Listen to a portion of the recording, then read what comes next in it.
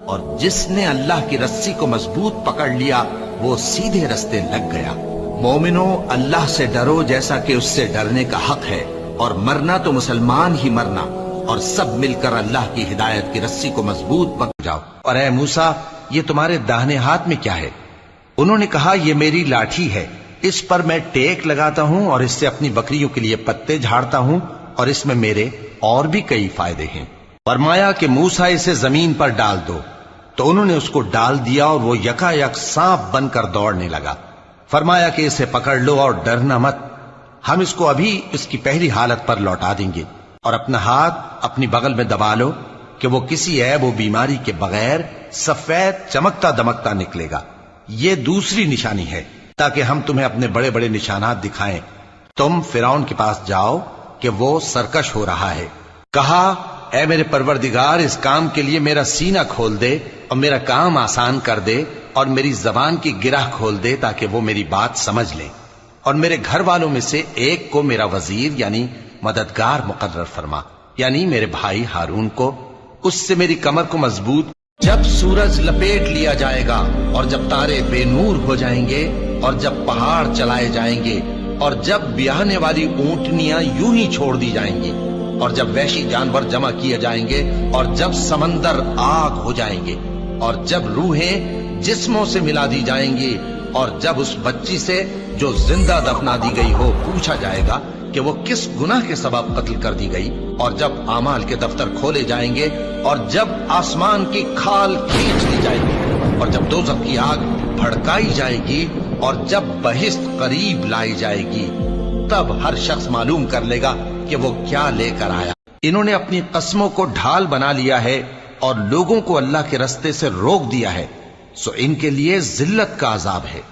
اللہ کے عذاب کے سامنے نہ تو ان کا مال ہی کچھ کام آئے گا اور نہ اولاد ہی کچھ فائدہ دے گی۔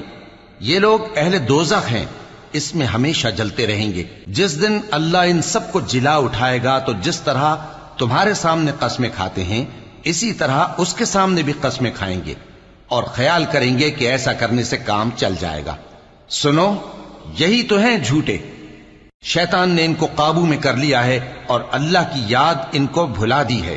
یہ لوگ شیطان کا ٹولہ ہیں، اور سن رکھو کہ شیطان کا ٹولہ ہی نقصان اٹھانے والا ہے۔ سن رکھو کہ جو اللہ کے دوست ہیں ان کو نہ کچھ خوف ہوگا اور نہ وہ غمناک ہوں گے، یعنی وہ جو ایمان لائے اور پرہیزگار رہے، ان کے لیے دنیا کی زندگی میں بھی بشارت ہے اور آخرت میں بھی۔ اللہ کی باتیں بدلتی نہیں، یہی تو بڑی کامیابی ہے۔ اور اے پیغمبر، ان لوگوں کی باتوں سے آزردہ نہ ہونا، کیونکہ عزت سب اللہ ہی کی ہے، وہ سب کچھ سنتا ہے، جانتا ہے۔ سن رکھو کہ جو مخلوق آسمانوں میں ہے اور جو زمین میں ہے سب اللہ ہی کے بندے ہیں، اور یہ جو اللہ کے سوا اپنے بنائے ہوئے شریکوں کو پکارتے ہیں وہ کسی اور چیز کے پیچھے نہیں چلتے، صرف گمان کے پیچھے چلتے ہیں اور محض اٹکلیں دوڑا رہے ہیں۔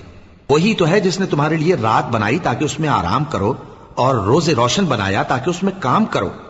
جو لوگ قوت سماعت رکھتے ہیں ان کے لیے اس میں نشانیاں ہیں۔ جو کچھ تمہارے پاس ہے وہ ختم ہو جاتا ہے، اور جو اللہ کے پاس ہے وہ باقی ہے کہ کبھی ختم نہیں ہوگا۔ اور جن لوگوں نے صبر کیا ہم ان کو ان کے اعمال کا بہت اچھا بدلہ دیں گے۔ جو شخص نیک اعمال کرے گا، مرد ہو یا عورت، اور وہ مومن بھی ہوگا، تو ہم اس کو دنیا میں پاک زندگی بسر کروائیں گے، اور آخرت میں ان کے اعمال کا نہایت اچھا صلہ دیں گے۔ سو جب تم قرآن پڑھنے لگو تو شیطان مردود سے اللہ کی پناہ مانگ لیا کرو۔ حقیقت یہ ہے کہ جو مومن ہیں اور اپنے پروردگار پر بھروسہ رکھتے ہیں ان پر اس کا کچھ زور نہیں چلتا۔ اس کا زور انہی لوگوں پر چلتا ہے جو اس کو رفیق بناتے ہیں اور اس کے وسوسے کے سبب اللہ کے ساتھ شریک مقرر کرتے ہیں۔